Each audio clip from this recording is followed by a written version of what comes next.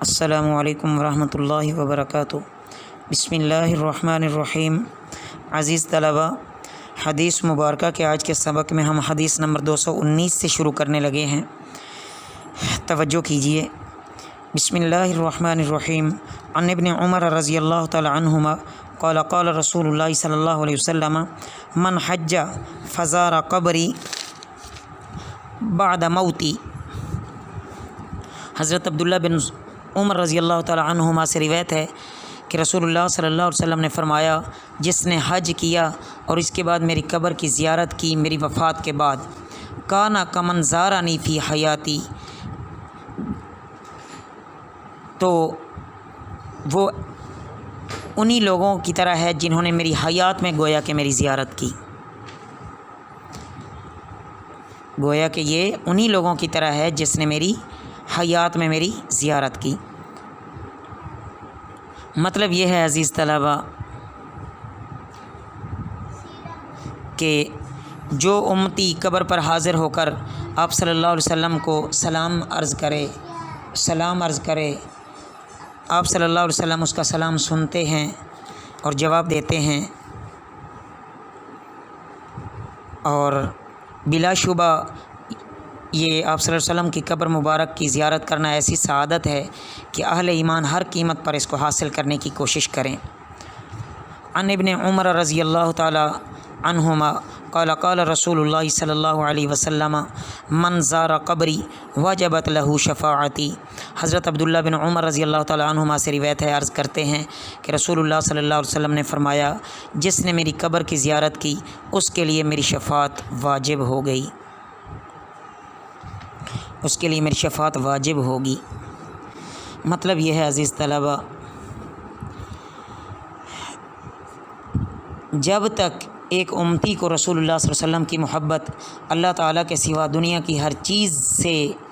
زیادہ نہ ہو، اس وقت تک اس کو ایمان کی حقیقت اور لذت حاصل نہیں ہو سکتی۔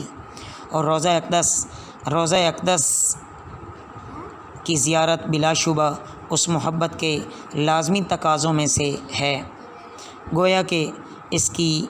ایک عملی صورت ہے کہ رسول اللہ صلی اللہ علیہ وسلم کی قبر مبارک پر جا کر زیارت کرنا، وہاں پر جا کر سلام عرض کرنا۔ واقعی وہ ایک عجیب ہی فضا ہوتی ہوگی۔ جن کو اللہ لے گئے ہیں وہ اس فضا کو بہتر سمجھتے ہیں، اس لمحے کو بہتر سمجھتے ہیں، اس کیفیت کو بہتر جانتے ہیں کہ جو مومن کی دل کی ہوتی ہے، اور ہونی بھی ایسے ہی چاہیے کہ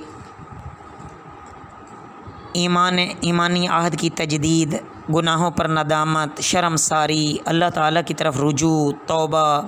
استغفار کی جو لہریں اس وقت دل میں اٹھتی ہیں، اور محبت نبوی صلی اللہ علیہ وسلم کے جو جذبات موج زن ہوتے ہیں، اور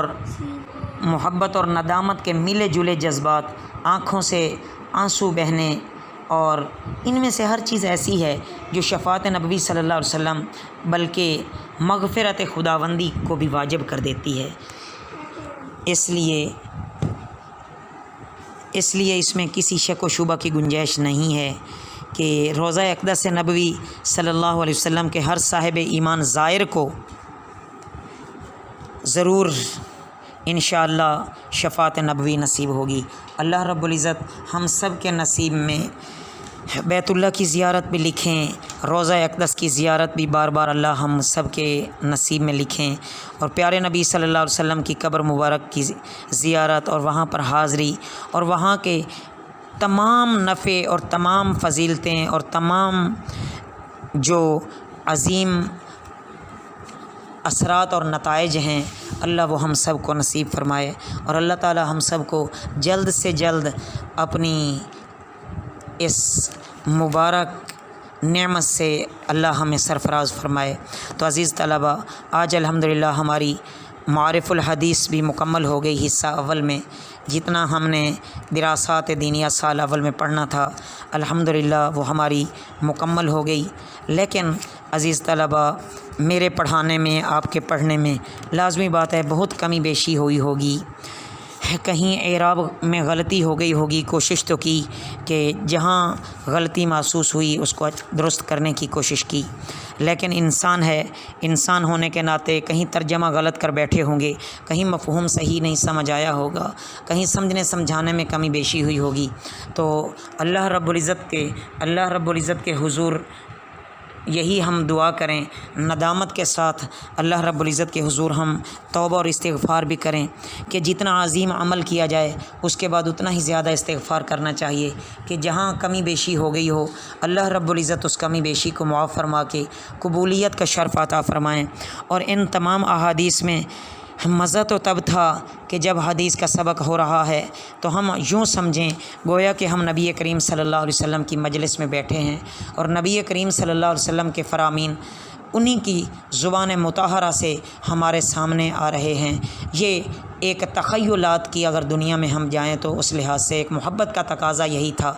کہ ایسی ہی نوعیت، ایسی ہی کیفیت میں ہم بیٹھ کر اگر حدیث کا سبق پڑھتے پڑھاتے تو اس کی عجیب ہی ایک کیفیت حاصل ہوتی۔ تو کوشش تو کی، لیکن جیسے کہتے ہیں کہ اتنے عظیم عمل کے لیے تو انسان جس حد درجے کی بھی کوشش کر لے تو وہ پھر بھی کم ہے۔ بہرحال اللہ پاک میرا پڑھنا، آپ کا پڑھانا اور ہم سب کو اس پر عمل کرنے والا اللہ ہمیں بنائے اور اس کی ہمیں اللہ توفیق عطا فرمائے، اور جو ہماری سے کمیاں ہوئیں اللہ اپنی شایان شان ہمیں معاف فرمائے۔ وما علینا الا البلاغ المبین۔